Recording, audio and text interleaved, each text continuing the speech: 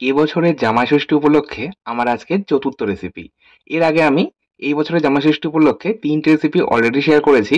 আপনারা চাইলে একবার চেক করে নিতে পারেন আমার চ্যানেলে গিয়ে। যাই হোক, আমার আজকের রেসিপি গন্ধরাজ মাছ।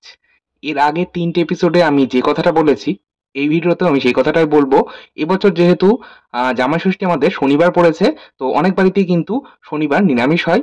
আবার যেহেতু রবিবারটা উইকেন্ড, তাই আমার মনে হয় এই জামাইষষ্ঠীর জমিয়ে খাওয়া-দাওয়ার রেসটা কিন্তু রবিবারেও চলবে। আর শনিবার যদিও বা নিরামিষ হয়, রবিবার কিন্তু আমিষ হবেই হবে। তো সেই জন্যই এবছর জামাইষষ্ঠী উপলক্ষে আমি যে রেসিপিগুলো আমি সিলেক্ট করেছি সেগুলো কিন্তু নিরামিষও করা যায় আবার আমিষও করা যায়। এর আগে আমি যে ৩ টে রেসিপি শেয়ার করেছি সেগুলো তো আমি মুখে বলে দিয়েছি। নিরামিষ আর আমিষ কিভাবে করতে হয় দুটোই আমি বলে দিয়েছি। আর আজকে আমি যেটা বানাচ্ছি গন্ধরাজ মাছ। এই গন্ধরাজ মাছের আপনারা কিন্তু ভেজ ভার্সনটাও করতে পারেন, মানে গন্ধরাজ পনিরও বানাতে পারেন এই একই পদ্ধতিতে। যাই হোক, আমি এখানে মোটামুটি ৬ পিস মাছ নিয়েছি। আর এখানে আমি রুই নিয়েছি। আপনারা কিন্তু চাইলে কাতলা বা ভেটকি মাছও নিতে পারেন। মাছের টুকরোগুলো আগেই কিন্তু ভালো করে ধুয়ে জল ঝরিয়ে রাখা ছিল। আর এখানে আমি গাদা আর পেটি দুরকম কিন্তু মিশিয়ে নিয়েছি। আচ্ছা, এর মধ্যে আমি এখন ম্যারিনেশনের জন্য দিয়ে দিলাম হাফ চা চামচ লবণ বা স্বাদ মতো লবণ, হাফ চা চামচ হলুদ গুঁড়ো। হলুদ গুঁড়ো সামান্য দিচ্ছি রঙের জন্য। এটা কিন্তু হলুদ গুঁড়ো ছাড়াও রান্নাটা করা যায়। এর মধ্যে আমি দিয়ে দিলাম হাফ চা চামচ গোলমরিচ গুঁড়ো।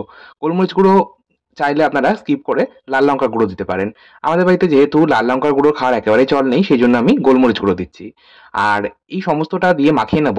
ও হ্যাঁ, এর মধ্যে কিন্তু আমি গন্ধরাজ জেস্ট অর্থাৎ গন্ধরাজ লেবুর গায়ের যে পাতলা সবুজ খোসাটা থাকে সেটা একটা গ্রেটারে গ্রেট করে নিয়েছিলাম। ভিডিও শুরুতে আপনারা সেটা নিশ্চয়ই লক্ষ্য করেছেন। সেই গ্রেট করে নেওয়া খোসাটাই কিন্তু অর্ধেকটা ব্যবহার করেছি। আর গন্ধরাজ লেবুর অর্ধেক রস ব্যবহার করেছি। সমস্তটা মাখিয়ে আমি সাইডে সরিয়ে রেখেছি ১০ মিনিটের জন্য। এই ফাঁকে আমি মাছের জন্য মশলাটা তৈরি করে নেব। যদি আপনারা পনির দিয়ে বানান সেক্ষেত্রে হবে পনিরের মশলা। তো এখানে আমি নিয়েছি ১ ইঞ্চি মতন আদা। আদাটা আমি খোসা ছাড়িয়ে কুচিয়ে রেখেছিলাম। এর সাথে আমি ৩ টে কাঁচা লঙ্কা নিয়েছি। ঝালটা অবশ্য নিজেদের স্বাদ মতো দেবে। এর সাথে আমি ১ চামচ পোস্ত, ১ চামচ কাজু বাদাম আর আমি ব্যবহার করেছি ১ চামচ সাদা তিল, খুব সামান্য একটু লবণও দিয়েছি। মানে হাফ চামচ মতো। স্বাদ মতো লবণ দিতে হবে। এবার সমস্তটা ১ম এ ড্রাই গ্রাইন্ড করে নিলাম। তবে হ্যাঁ, এখানে যেটা আমি বলব, যেহেতু এটা একটা স্পেশাল অকেশন উপলক্ষে বানানো, মানে স্পেশাল দিনে বানানো হচ্ছে, তো সেইজন্য আমি কাজু বাদাম ব্যবহার করছি। এটা কিন্তু আপনারা চাইলে কাজু বাদামটাকে স্কিপও করতে পারেন। মানে একটু যদি রিচ না করতে চান সেক্ষেত্রে আপনারা কাজু বাদামটাকে স্কিপ করতে পারেন। আর সাদা তিলের পরিবর্তে আপনারা কিন্তু চাইলে ব্যবহার করতে পারেন মগজদানা বা চারমগজ। যাই হোক, এই সমস্তটা আমি গ্রাইন্ড করে নেওয়ার পর আমি এর মধ্যে কিন্তু ২ চামচ দই দিয়েছিলাম, টক দই দিয়ে আবারও এটা আমি পেস্ট করে নিয়েছি। আমাদের মসলা একদম তৈরি মাছের জন্য। এবার আমি মাছটাকে ১ম এ ভেজে নেব। তার জন্য কড়াইয়ের মধ্যে দিয়ে দিলাম পর্যাপ্ত পরিমাণ রিফাইন্ড অয়েল বা সাদা তেল। আর এখানে আমি মোটামুটি ৩ থেকে ৪ চামচ মতন সাদা তেল ব্যবহার করছি। তেলটা একটু বেশি ব্যবহার করব যেহেতু স্পেশাল দিনে বানানো, তাই একটু রিচ করব খাবারটা। আপনারা কিন্তু তেলের পরিমাণটা আপনাদের ইচ্ছে মতন কম বেশি করতে পারেন। আর রান্নাটা আমি সাদা তেলেই করব, সর্ষের তেলে করব না, যেহেতু গন্ধরাজ লেবু ব্যবহার করব। সর্ষের তেলে করলে গন্ধরাজ লেবুর গন্ধটা কিন্তু অনেকটাই নষ্ট হয়ে যেতে পারে।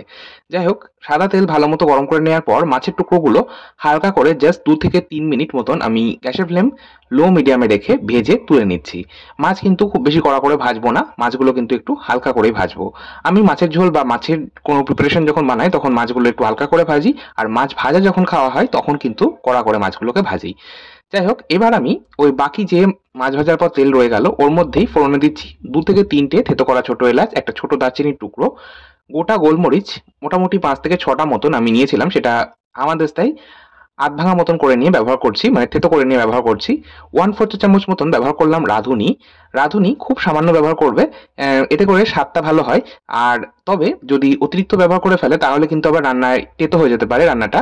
তো সেই জন্যই খুব সামান্য জাস্ট 1/4 চা চামচ মতন ব্যবহার করেছি। আর গন্ধরাজ জেস্ট যে বাকি অর্ধেকটা ছিল, মানে গন্ধরাজ লেবুর যে পাতলা সবুজ খোসাটা গ্রেট করা ছিল সেটা সম্পূর্ণটা এবার দিয়ে দিলাম। একটা গন্ধরাজ লেবুর পাতা ব্যবহার করেছি। গন্ধরাজ লেবুর পাতা যদি আপনারা পেয়ে থাকেন তাহলে ফোড়নে ব্যবহার করতে পারেন, খুব সুন্দর একটা গন্ধ হয়। আর যদি না পেয়ে থাকেন তাহলে বাদ দেওয়া কিন্তু যেতেই পারে। আর গন্ধরাজ লেবুর পাতা যখন আপনারা ব্যবহার করবেন তখন কিন্তু ছিঁড়ে নিয়ে ব্যবহার করবেন না। আমরা অনেক সময় রান্নায় যেমন তেজপাতা ছিঁড়ে নিয়ে বা টুকরো করে ব্যবহার করি, গন্ধরাজ লেবুর পাতা কিন্তু টুকরো করে ব্যবহার করবেন না, তাহলে রান্নার স্বাদ তেতো হতে পারে। আচ্ছা, এবার আমি ফোড়নটাকে নাড়াচাড়া করে ভেজে নেওয়ার পর একটা মাঝারি সাইজের পেঁয়াজ আমি কুচিয়ে রেখেছিলাম স্লাইস করে, সেটা দিয়ে দিয়েছিলাম। খুব সামান্য একটু চিনি দিয়ে পেঁয়াজটাকে একদম লালচে করে মোটামুটি ৩ থেকে ৪ মিনিট সময় সময় ধরে ভেজে নিয়েছি। বেশ একটু বেরেস্তা বেরেস্তা মতন হয়ে গেছিল, মানে বিরিয়ানিতে আমরা যেমন পেঁয়াজ বেরেস্তা ব্যবহার করি সেই রকমই কিন্তু হয়ে যাবে পেঁয়াজটা। তো তারপর আমি এর মধ্যে দিয়ে দিলাম বানিয়ে রাখা মশলার পেস্ট।